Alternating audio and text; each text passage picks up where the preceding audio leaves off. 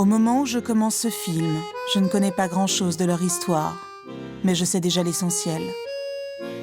C'est une famille unie comme il en existe peu, soudée à l'extrême que la vie et les années n'ont jamais séparée.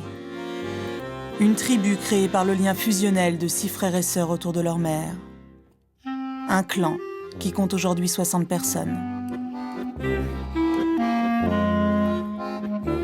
Une osmose incroyable, presque trop parfaite.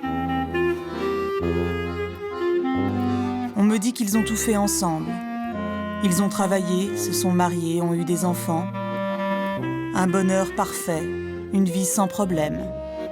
Et pourtant, je vais découvrir que derrière cette symbiose se cache une histoire douloureuse et que cette famille si attachante aurait pu ne pas exister.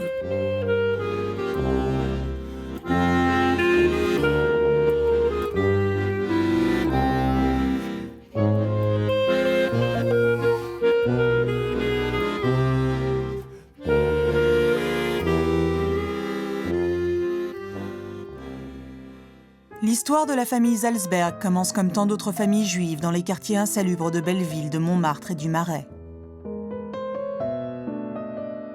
Dans ces quartiers populaires s'installe un grand nombre d'immigrés venus d'Europe de l'Est.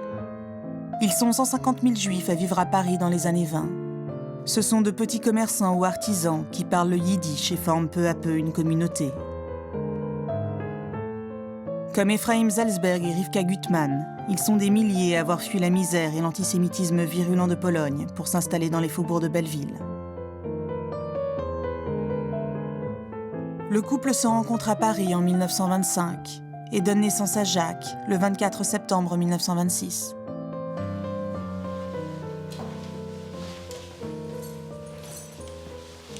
C'était tout petit chez nous. Nous avions, pour 8 personnes, je ne sais pas s'il y avait 30 mètres carrés, je ne sais pas. Il y avait 2 pièces et une cuisine. On n'avait pas l'eau, on se lavait dehors sur l'escalier. C'était l'époque, quoi. Dans la salle à manger, on ne pouvait pas marcher. Les chaises étaient là, immuables. Ma mère, c'était une femme joyeuse pour tout ce qu'elle avait. Ouais. C'est ça qui fait que nous aussi, on a un caractère pas enfermé, quoi. Elle aimait bien rigoler. Mais elle pensait à rien, elle pensait qu'à nous et à manger, à faire à manger, c'est tout. Et mon père, il est venu à Paris, il avait 17 ans peut-être. Il parlait pas mal le français et il écrivait. Moins bien, mais il écrivait. Et je me souviens aussi, avec mon père, qu'on allait se promener boulevard de Belleville. Alors ses copains lui demandaient « Ah, qui c'est c'est ton fils ?» Alors il disait « Non, non, c'est mon frère, je l'ai ramené de Pologne. » Ah, c'était terrible, oui. Ah, il était vachement fier de moi. J'étais l'aîné, il m'emmenait partout. Mon frère et moi, nous avons 5 ans de différence. Et mon frère et mes sœurs, ils ont 2 ans de différence. Je crois que frères et sœurs comme nous, je pense que c'est rare. Mais ça, c'est les circonstances. C'est la guerre qui nous a réunis. Puis le père de mon père, si jeune, pas 40 ans, tu te rends compte.